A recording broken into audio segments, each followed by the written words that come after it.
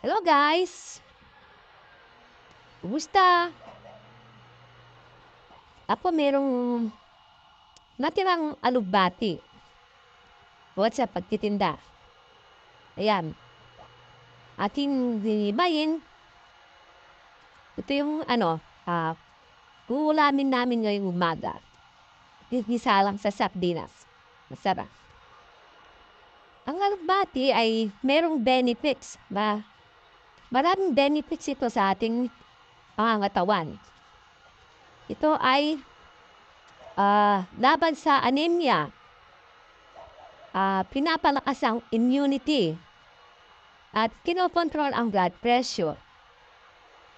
Mainam sa kalusugan ng mata, may anti-aging property. Tinipigilan ang constipation at mabuti rin sa mga buntis, guys. Yung iba, hindi pinapansin ang alugbati. Ang dami palang benefits ito sa ating katawan. Tumutulong sa panlaban sa cancer. Nagtatanggal ng toxins, nakakatulong sa pagtulog, pinipigilan ng cancer, mainam sa balat. Uy guys, nakakapagpakinis pala ng balat. Yan. See? Ganyan lang ang pag-imay nito guys. Alisin lang natin ang ganito. Yung dahon. At yung yung tangkay, kung hanggang saan yung malambot, pwede. Ganyan. Pwede rin isawag sa munggo. Di ba, sinasawag ito sa munggo. Yan. Kami naman, madalas sa lang. Sardinas, guys. O kaya sa tinapa. Pagkain ng mahirap. Tayo di naman nakakama sa buhay. Kami ay tunay ng simpleng pamumuhay.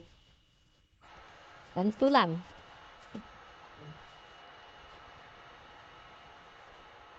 So, ba?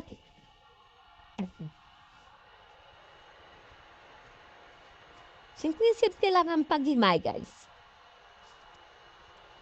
Kahit ng bata, kayang himayin.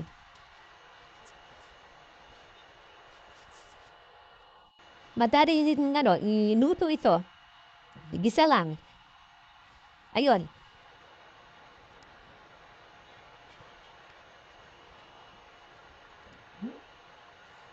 Yan lang. Sa mga nga pala, sa mga buntis, kayong mga buntis dyan, huwag niyong baliwalain yung alugbati. Maraming may tutulong sa inyong kalusugan. Madalang lang yung kumakain nito. Pero ang laki palang may tutulong ito sa ating pangangatawan. Ibang bata nga, hindi na masyadong nagkakain ng ganito. Hindi nila alam yung ganitong gulay. Hindi nila alam yung mabitamina.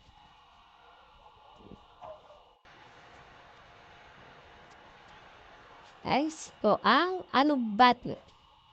Simple din lang itanim ito. Kahit ito lang, kahit italsak lang dyan ganyan sa itusok lang sa lupa. Madali siya mabuhay. Hindi siya mahirap buhayin, guys. Ito ipapatanim ko para makakuha kami ng bilbo. Kaya kung minsan, tinatamad yung tatatanim. Ayaw magtanim.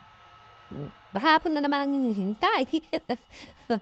Sige guys, salamat sa panunood. Hanggang sa muli.